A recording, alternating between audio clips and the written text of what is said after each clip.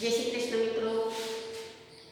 આજે હવે આપણે પાઠ 16 શરૂ કરી રહ્યા છીએ, સ્થાનિક સરકાર। સૌથી પહેલા તો આપણે પાઠનો અર્થ સમજી લઈએ કે સ્થાનિક શું છે, સ્થાનિક શબ્દનો અર્થ શું થાય।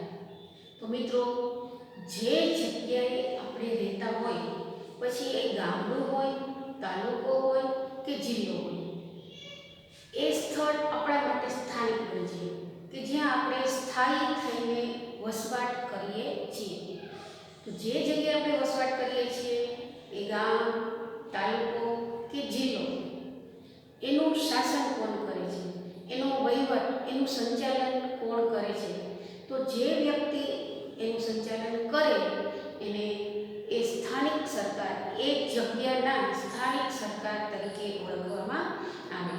હવે સરકાર શબ્દ એટલે આમ તો લોકશાહી છે એટલે ચૂંટાયેલા નેતા જ હોઈ શકે, પણ આ જે નેતા છે એને કેટલું કામ કરવાનું છે, જે વડાપ્રધાન છે કે મુખ્યમંત્રી છે એનું ક્ષેત્ર મોટું છે। વડાપ્રધાન હશે તો એને આખા દેશનું સંચાલન કરવાનું છે, મુખ્યમંત્રી છે તો એને ફક્ત પોતાના રાજ્યનું સંચાલન કરવાનું છે। હવે આ એનાથી નીચેના પાયાના લોકો ગણી શકાય કે જે નેતા છે એને જે ક્ષેત્રમાંથી ચૂંટાઈને આવેલા છે એ જ ક્ષેત્રનું સંચાલન કરવાનું છે, એટલે એને એ સ્થાનિક, એ ક્ષેત્રના સ્થાનિક સરકાર ગણવામાં આવે છે।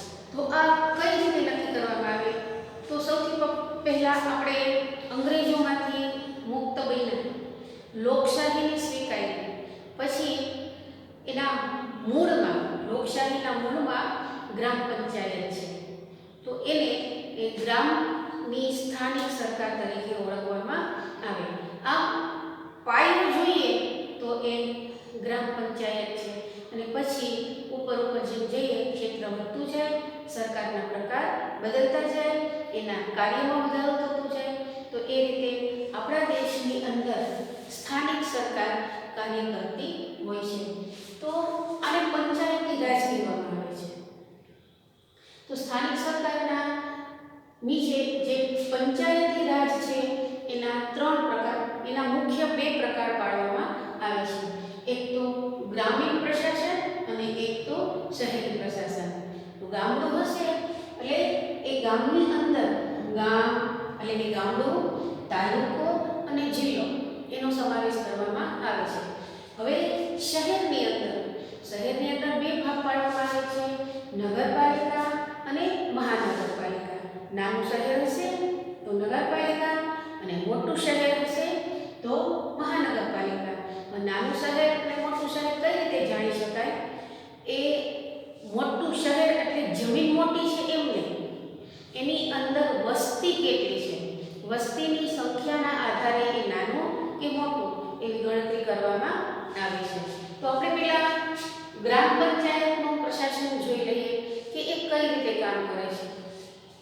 સૌથી પહેલા તો જે નાનું ગામડું હોય એમાં 500 થી લઈ અને 5000 થી વધારે સંખ્યા હોઈ શકે, લોકોની વસ્તી હોઈ શકે, તો એવા ગામની અંદર ગામના લોકો કે જે મત આપી શકે, 18 વર્ષ કે એનાથી મોટી ઉંમરના હોય અને સાથે એનું મતદાર યાદીમાં નામ હોય, એ મતદારો મતદાન કરી અને ગામડાના સરપંચની ચૂંટણી કરે છે। હવે આ જે સરપંચ છે, હવે એક વાત એ તમને કહી દઉં કે મતદારો એની ઉંમર આપણા દેશની અંદર એ મતદારોની ઉંમર 18 અને તેનાથી વધારે, એનાથી જે નીચી ઉંમરના છે એ લોકો મતદાન કરી શકતા નથી, કારણ કે એ લોકો એટલા વિચાર શક્તિ માટે પરિપક્વ નથી કે કોણ સરકાર, એ સરકારને શું કામ કરવાનું એ બધું એને ખબર પડે નહીં, એટલે 18 વર્ષથી મોટી ઉંમર નક્કી કરવામાં આવે। બીજું મતદાર યાદી, કે જ્યારે પણ ચૂંટણી આવે તો એ ચૂંટણી પંચના જે મંડળના સભ્ય છે એ દરેક ઘરે જઈ અને કોણ મત આપી શકે એટલી વ્યક્તિ છે એની નોંધણી પોતાના ચોપડામાં કરે છે। જેમ કે 2022માં ચૂંટણી હોય તો અત્યારે એ લોકો ચૂંટણી પંચવાળા નીકળે, અને જો અત્યારે કોઈની ઉંમર 17 વર્ષની છે તો નામ લખાઈ જાય। શા માટે? કે જે ચૂંટણીને તો 1 વર્ષની વાર છે, ત્યાં એ વ્યક્તિ 18 વર્ષની થઈ જશે. એટલે આ જે યાદી છે એમાં જેનું નામ હોય એને જ મત આપવાનો અધિકાર છે. તો આ બધા મતદારો સરપંચની ચૂંટણી કરે છે. સરપંચ ચૂંટાઈને આવે છે. હવે એને આખા ગામના માટે કાર્ય કરવાનું છે. તેને કાર્ય શું કરવાનું છે, એની રચના કઈ રીતે થશે, ભાઈ પર શું કરશે, એ પૈસા ક્યાંથી મેળવશે અને એનું કાર્ય એ આપણે હવે જોઈએ તો કે સરપંચની તો ચૂંટણી કરી લીધી, પણ એકલો જે સરપંચ છે એ આખા ગામડાનો બધો વહીવટ નહીં કરી શકે. એને કાર્ય કયા કરવાના છે, તો સૌથી પહેલા એને આખા ગામ માટે સૌથી પહેલી જીવન જરૂરિયાતની વસ્તુ ઉપર ધ્યાન દેવાનું છે. પહેલા તો પીવાના પાણીની વ્યવસ્થા કરવાની. ગામડાના એક ઘરે પીવાનું ચોખ્ખું પાણી મળે એની વ્યવસ્થા કરશે. બીજી વ્યવસ્થા વીજળીની કરવાની છે કે એક ઘરની અંદર વીજળી હોય તો વીજળીથી ચાલતા સાધનો ગામડાના લોકો વસાવી શકે. ત્રીજું છે રસ્તા. એવો એક નિયમ છે આપણા દેશનો કે ગામડાને ઓછામાં ઓછો એક બીજા ગામ જવા માટેનો રસ્તો તો હોવો જ જોઈએ, પાક્કો રસ્તો, કાચો નહીં. કારણ કે ગામડામાંથી એકવાર વ્યક્તિ બહાર નીકળે, ઘણીવાર નીકળવું પડે, પોતાના વ્યવહાર માટે જવું પડે, પોતાના નોકરી માટે જવું પડતું હોય છે, વ્યવસાય માટે જવું પડે છે, ઉદ્યોગ ધંધા માટે જવું પડે છે, એટલે જવું તો પડે છે. એટલે એકવાર એ બહાર નીકળે, ભલે ને નજીકનો રસ્તો હોય, પણ એકવાર બહાર નીકળે પછી બીજા રસ્તા માટે બીજી બસ કે કંઈ મળી જશે, પણ એક તો રસ્તો હોવો જ જોઈએ. એટલે રસ્તાની વ્યવસ્થા કરવાની છે. બીજું, ગામડાની અંદર પણ બાળકો ભણી શકે એ માટે શિક્ષણની વ્યવસ્થા કરવાની છે. અને એની સાથે ગામડાની અંદર કોઈ બીમાર પડે તો ક્યાં જવાનું, એટલે આરોગ્ય વિશે જે વ્યવસ્થા એને કરવાની છે એ પણ કરવાની છે. સાથે સાથે ગામડાના લોકો વધારે ખેતી સાથે જોડાયેલા હોય છે, તો ખેતી વિશે કોઈ પણ પ્રશ્ન હોય, વાવણી, કાપણી, બિયારણ કે સિંચાઈ, એવા ઘણા બધા પ્રશ્નો હોય છે, તો એ માટે એને વિચારવાનું છે. એ ઉપરાંત ગામડાની અંદર પણ બાળકનો જન્મ થાય અને વ્યક્તિનું મૃત્યુ પણ થતું હોય છે, તો જન્મ મરણની નોંધણી કરવાની છે.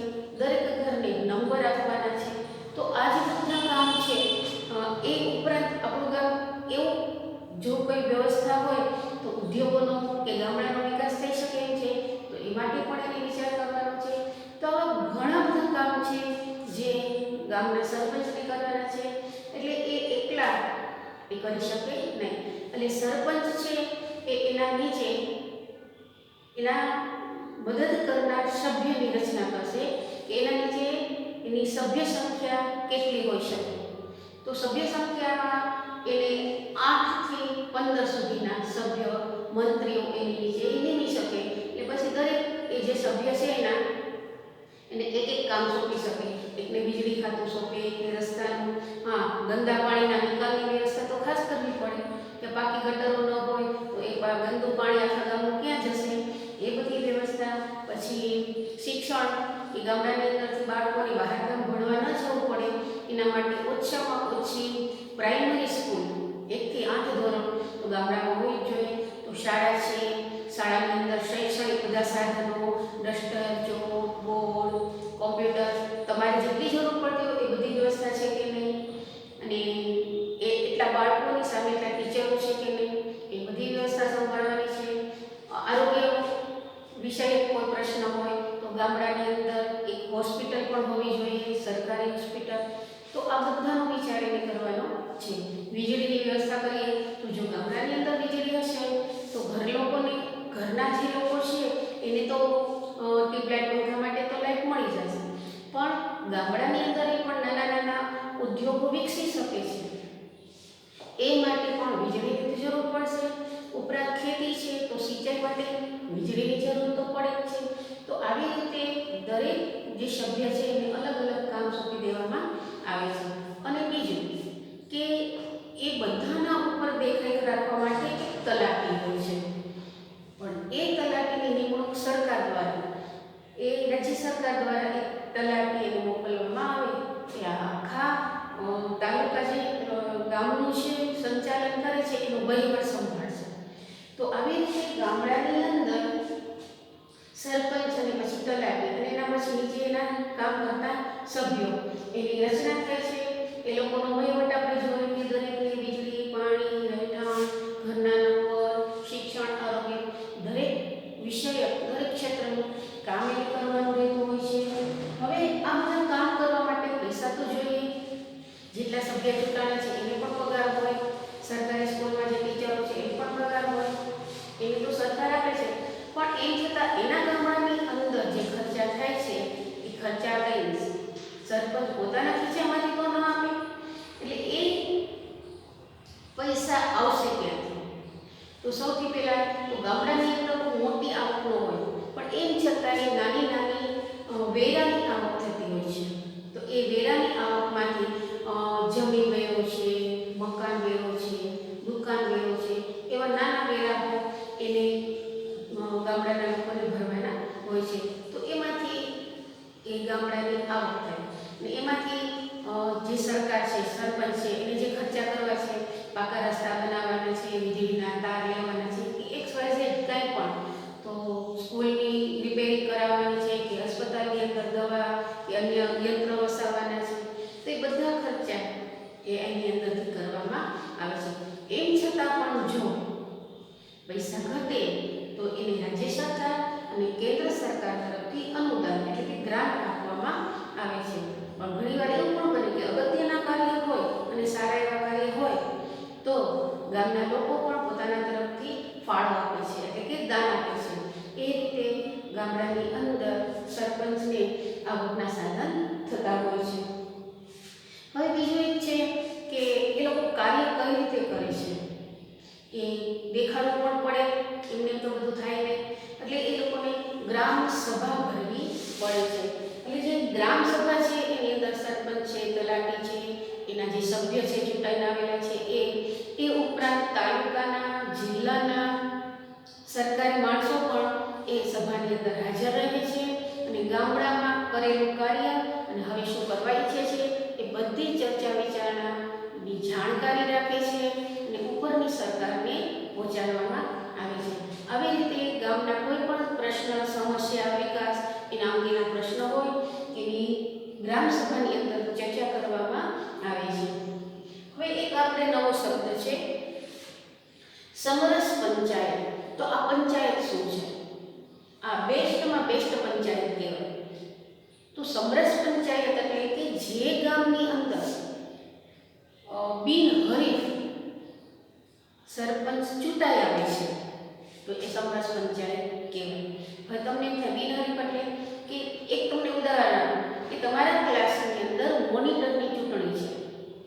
હવે મોનિટર બનવા માટે ફક્ત એક જ વિદ્યાર્થીએ આંગળી ઊંચી કરી, બીજા કોઈ કરી જ નહીં. તો હવે આપણે પરાણે એ જ વિદ્યાર્થીને મોનિટર બનાવી દેવો પડે ને, કારણ કે બીજો તો કોઈ છે જ નહીં. તો અહીંયા પણ એમ જ છે કે આખા ગામની ચૂંટણીમાં ઉમેદવાર એક જ છે સરપંચના ચૂંટણી માટે. તો એ સરપંચ તરીકે જાહેરાત થઈ જાય કારણ કે એ બિનહરીફ છે. અથવા ઘણીવાર એવું બને છે કે ગામના લોકોને એક જ વ્યક્તિ પસંદ છે કે જેના અમારા ગામનું આ કાર્ય સારી રીતે કરી શકે છે. આ રામજી કાકા છે, કે ઓલા શામળદાસભાઈ છે, એવી રીતે XYZ જે હોય એના ઉપર પૂરો વિશ્વાસ છે. તો આપણે કે વગર ચૂંટણીએ એને સરપંચ તરીકે નિમી દઈએ છીએ તો એને સમરસ પંચાયત કહેવામાં આવે છે. હવે આ સમરસ પંચાયતનો ફાયદો શું છે? મિત્રો, એક ચૂંટણી થાય ને એમાં કરોડો રૂપિયાનો ખર્ચો થતો હોય છે. તો આ ગામડાની અંદર તો ચૂંટણી જ નથી થઈ, તો એ જે ચૂંટણીના જે પૈસા વધે છે એ દરેક પૈસા ગામના વિકાસ માટે ખર્ચવામાં આવે છે. હવે એમાં પણ બેસ્ટ બાબત કઈ છે કે હા, આ જે સમરસ પંચાયત જે ગામમાં હોય ને એ ગામને સરકાર તરફથી વિશેષ ભેટ એટલે કે અનુદાન એ આપવામાં આવે છે. હવે આ પંચાયત છે એ જે સરપંચ છે એ ઘણીવાર એવું નથી કે પુરુષો જ હોય, સ્ત્રી પણ ચૂંટાઈ આવે, સ્ત્રી પણ બિનહરીફ હોય અથવા સ્ત્રી સમરસ પંચાયતના સરપંચ બને છે. તો એ તો બેસ્ટમાં બેસ્ટ કહેવાય કે ભારતની એક સ્ત્રી પણ ગામડાનો વહીવટ કરી શકે છે તો એને વિશેષ અનુદાન સરકાર તરફથી આપવામાં આવે છે. એમાંય જો એક સરકાર બને છે એ 5 વર્ષ માટે વહીવટ કરે તો પહેલા 5 વર્ષ એને કર્યું, બીજા 5 વર્ષ માટે એ જ ચૂંટાણા છે મતલબ કે બિનહરીફ, તો એવી રીતે બીજા ત્રીજી વાર ચોથી, તો હર વખતે વિશેષ એ રકમ વધતી જાય છે. સરકાર એને વધારે ને વધારે ગ્રાન્ટ આપે છે અને એમાં એ ગામડાનો વિકાસ કરી શકે છે. ઘણીવાર એવું પણ બને છે કે નાનું એવું ગામડું હોય, આ સમરસ પંચાયતને કારણે એ તાલુકા સમકક્ષ થઈ જાય, બહુ મોટો એવો વિકાસ થઈ જાય છે. તો એવું પણ બની શકે. એટલે આ સમરસ પંચાયત છે અને બેસ્ટમાં બેસ્ટ ગણવામાં આવે છે. તો આવી રીતે આપણા આ ગામડાની અંદર ગ્રામ પંચાયત કાર્ય કરતી હોય છે, સરપંચની ચૂંટણી થાય છે, તલાટીની પસંદગી કરવામાં આવે છે ઉપરની સરકાર તરફથી, અને આવી રીતે ગામડાનો વહીવટ થતો હોય છે. તો હવે આપણે ભણશું તાલુકા પંચાયત.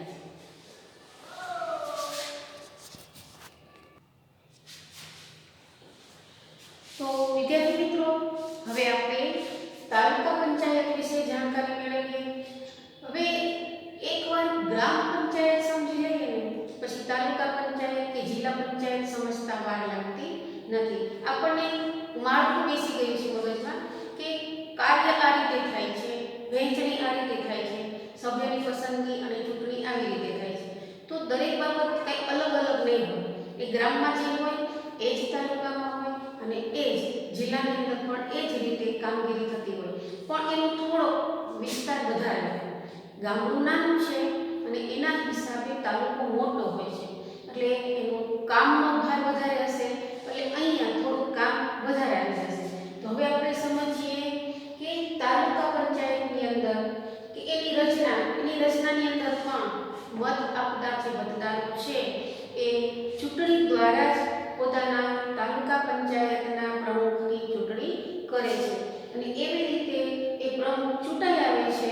પછી એ જેમ સરપંચ હતા એ પોતાના નીચે 8 થી 15 સુધીના સભ્યોની નિમણૂક કરી શકે, એવી જ રીતે અહીંયા આ પ્રમુખ છે, તાલુકા પ્રમુખ છે, એ એના નીચે 16 થી 32 સભ્યોની નિમણૂક કરી શકે છે.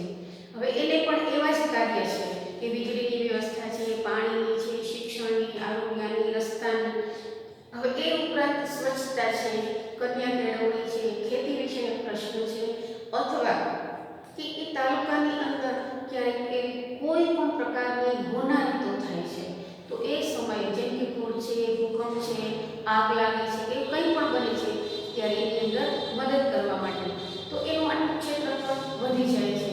તો જેમ ગ્રામ પંચાયતની અંદર સભ્ય કામ કરતા દરેક સભ્યને એની કોઈને કોઈ એક બે ખાતું એને સોંપી દેવામાં આવતું, એમ અહીંયા પણ દરેક સભ્યને અલગ અલગ ખાતા સોંપી દેવામાં આવશે અને દરેકના દેખરેખ ઉપર તાલુકા વિકાસ અધિકારી એ દેખરેખ રાખશે. જો ગામડાની અંદર તલાટી હતા, અહીંયા તાલુકા વિકાસ અધિકારી એ આ દરેક સભ્ય ઉપર દેખરેખ રાખશે અને આ જે સભ્ય છે એની પસંદગી રાજ્ય સરકાર કરે છે અને એ તાલુકાની અંદર કામગીરી બજાવે છે.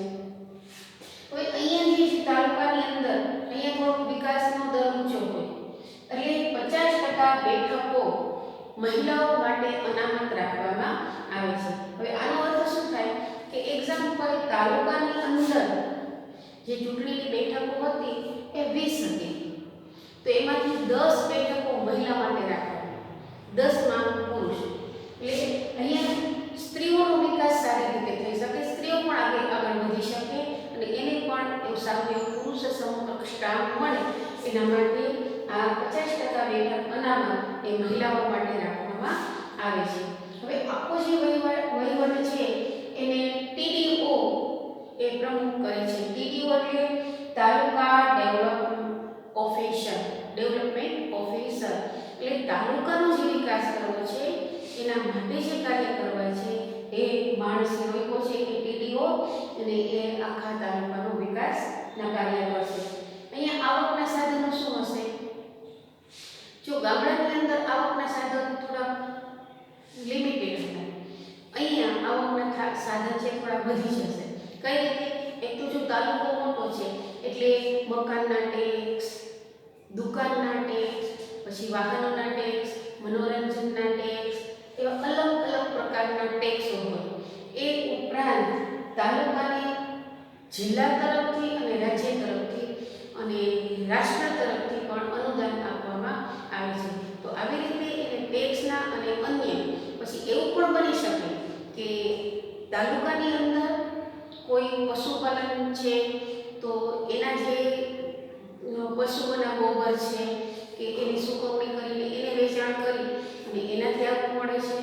બીજું એવું પણ હોઈ શકે કે એના ગામની અંદર ઘાસચારાનું વાવેતર થાય છે અલગ એની ફાળવેલી જમીનમાં, તો એની આવક પણ થશે. અને એવી રીતે ડેરી ઉદ્યોગ છે તો એ વધારાની જે આવક છે, પછી એ સરકારી કોઈ મકાનો કે એની જમીન મેદાનો છે એ ભાડે આપે છે તો એની પણ આવકો થશે. જેમ કે આપણે જોઈએ છીએ ને કે આપણા શાસ્ત્રી મેદાન છે એમાં કોઈક મેળાઓ યોજાય, સભાઓ યોજાય છે તો એના ભાડા લાગે છે તો એ સરકારને આવક જાય છે. તો એવી કોઈ સરકારી સંપત્તિ હોય એ બધાની ભાડાની આવક વગેરે એ આવકમાંથી તાલુકા પંચાયતને આવક થતી હોય છે. એના કાર્ય પણ એ જ રીતના છે. મેં તમને કીધું એમ વીજળીની, રસ્તાની, શિક્ષણની, આરોગ્યની, પાણીની, સ્વચ્છતાની, પાણીના ગંદા પાણીના નિકાલની, કુદરતી આફતની સમય મદદ કરવી, એ બધા નગરપાલિકાના તાલુકા પંચાયતના કાર્યો છે. હવે મિત્રો અહીંયા એક જેમ ગામડાની અંદર સમરસ પંચાયત હતી એ કંઈક નવું હતું, એમ અહીંયા પણ એક નવી વાત છે કે અહીંયા એક કારોબારી અને સામાજિક ન્યાય સમિતિની રચના કરવામાં આવે છે. આમ કારોબારી એટલે છે ને જે કાયદો ઘડેલો હોય એનો અમલ કરાવવાનો છે, એ કારોબારીનું કામ છે. તો એ અગત્યની એક સંસ્થા ગણાય છે જે તાલુકાથી શરૂઆત થાય, ગામડામાં આવું હોતું નથી. તો એ કારોબારીની રચના થાય છે. એ ઉપરાંત સામાજિક ન્યાય સમિતિની રચના. સામાજિક ન્યાય સમિતિ શું છે કે જો મિત્રો ગામડામાં તમે એવું ક્યારે નહીં સાંભળ્યું કે અમે ગામડામાં કોર્ટમાં ગયા હતા, નહીં ને, કે એ ગામડામાં કોર્ટ હોતી જ નથી.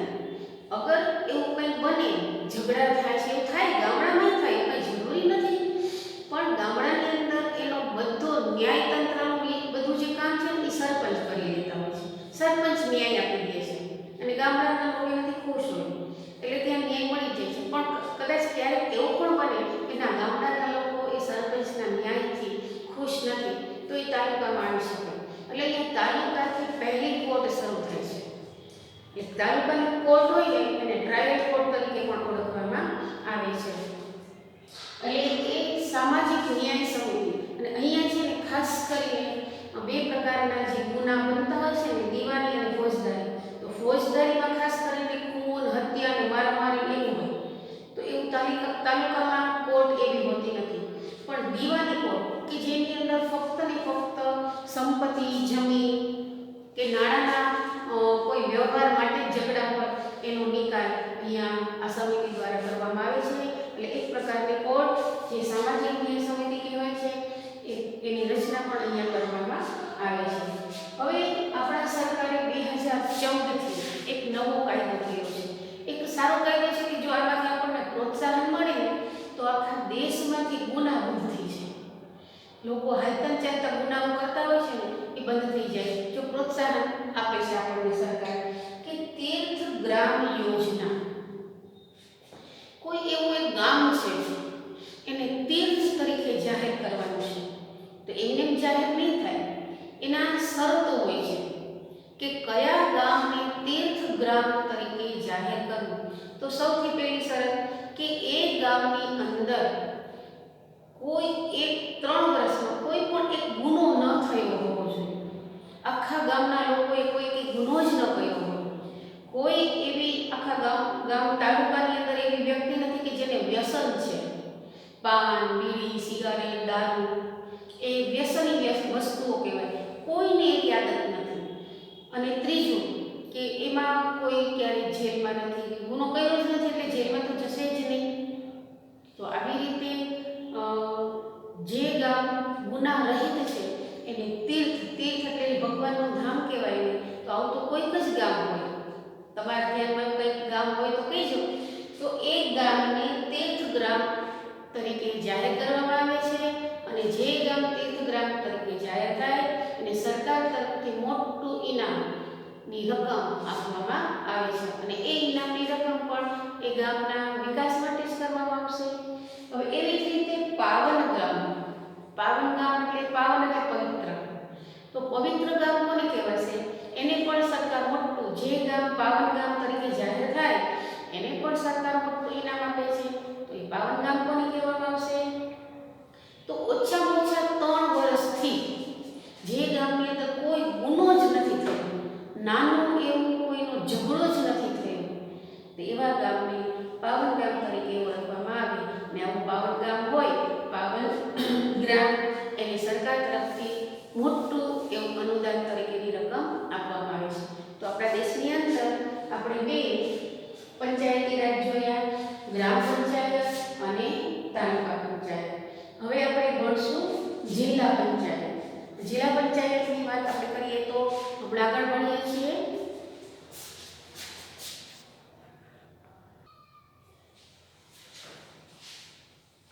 તો હવે આપણે જિલ્લા પંચાયત એના વિશે આપણે ભણીશું કે જિલ્લા પંચાયતની અંદર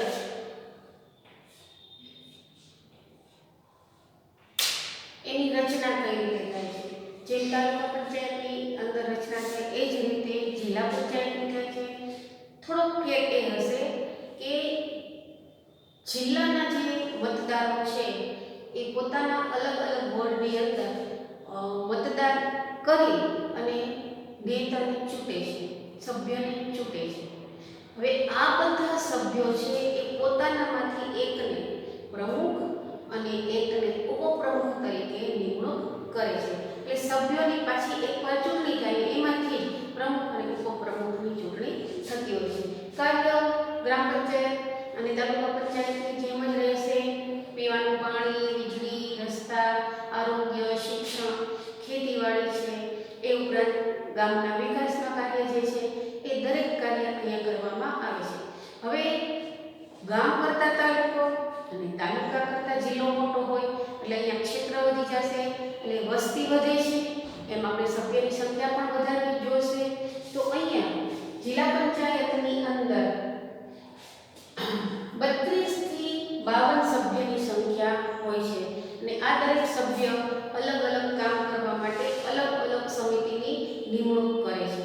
જેમ કે કોઈ પછી એક સભ્ય જ કામ ન કરે, એની એક યુનિટી બની જાય, એની એક ટુકડી બની જાય છે કે આરોગ્ય સમિતિ, બાંધકામ વિભાગ સમિતિ, શિક્ષણ સમિતિ, રસ્તા વિભાગ સમિતિ, એમ અલગ અલગ સમિતિઓની રચના થાય છે અને અલગ અલગ રીતે સૌ પોતાનું કાર્ય કરતા હોય છે. અહીંયા પણ 50% બેઠકો સ્ત્રીઓ માટે અનામત રાખવામાં આવે છે. હવે અહીંનો જે વહીવટ કરે છે એને જિલ્લા વિકાસ અધિકારી તરીકે ઓળખવામાં આવે છે. તે જેને ડીડીઓ તરીકે પણ કહેવામાં આવે છે, ડિસ્ટ્રિક્ટ ડેવલપમેન્ટ ઓફિસર. એ આ બધા સભ્યોની દેખરેખ રાખે છે અને આની નિમણૂક છે એ રાજ્ય સરકાર તરફથી કરવામાં આવતી હોય છે. આવકના સાધનો જેમ તાલુકા પંચાયતની અંદર હતા એ જ રીતે અહીંયા આવકના સાધનો ટેક્સ છે, પછી ટોલ ટેક્સ હોય છે, મેદાનો સરકારી ક્લિનિકો ભાડે અપાતી હોય કે પશુપાલનમાંથી કોઈ પણ આવક થતી હોય, ડેરીમાંથી કોઈ આવક થતી હોય, પછી અનુદાન મળતું હોય, લોકોનો ફાળો મળતો હોય, એ ઉપરાંત રાજ્ય સરકાર અને કેન્દ્ર સરકાર તરફથી પણ અનુદાન તરીકે એ લોકોને આવક મળતી હોય છે. એમાંથી એ બધા વિકાસના જે કાર્ય થાય છે એના ખર્ચા કરતા હોય છે. હવે અહીંયા સામાજિક ન્યાય સમિતિ આપણે તાલુકા પંચાયતમાં સમજી ગયા. અહીંયા હવે જિલ્લો છે એટલે અહીંયા ફોજદારી અને દીવાની બંને કોર્ટ હોય છે અને એમાં સામાન્ય રીતે કહીએ તો એવો ન્યાય આપવામાં આવતો હોય છે. ખાસ કરીને જે આ સામાજિક સમિતિ છે, સામાજિક ન્યાય સમિતિ, એ ગામ, તાલુકા અને નાના જે જિલ્લાઓ છે એના ગરીબ વર્ગ માટે ખાસ ઉપયોગી હોય છે. કારણ કે ગરીબ લોકો કોર્ટ સુધી બહુ ખર્ચા પડે છે એટલે ત્યાં સુધી જતા નથી, એટલે ન્યાયથી વંચિત ન રહી જાય એના માટે આવી ન્યાય સમિતિની રચના કરવાની હોય છે. તો એમાં ખાસ કરીને 5 સભ્યોની નિમણૂક કરવામાં આવે છે. ગ્રામ પંચાયત, જિલ્લા પંચાયત અને તાલુકા પંચાયત સામાજિક સમિતિની અંદર 5 સભ્યોની નિમણૂક કરતા હોય છે અને એ 5 સભ્ય છે એ ન્યાયનું અને ન્યાય સમિતિનું કાર્ય કરતા હોય છે. જિલ્લા પંચાયત અને તાલુકા પંચાયત. ત્રણ પંચાયતો છે એને પંચાયતી રાજનું માળખું કહેવામાં આવે છે. હવે મિત્રો જોઈએ સૌથી નીચે છે ગામનું નાનું છે તો એ ગામડામાં સરપંચ છે. એના ઉપર તાલુકા પંચાયત છે. તો જે તાલુકા પંચાયતના સભ્ય છે કે તાલુકા પ્રમુખ છે એ ગામડાના સભ્યોનું પણ ધ્યાન રાખશે અને તાલુકાનું પણ રાખશે. હવે તાલુકાની ઉપર જિલ્લા પંચાયત છે. તો જિલ્લા પંચાયત છે એ તાલુકાનું સભ્યની ધ્યાન દેશે અને પોતાના જિલ્લાનું પણ ધ્યાન દેશે.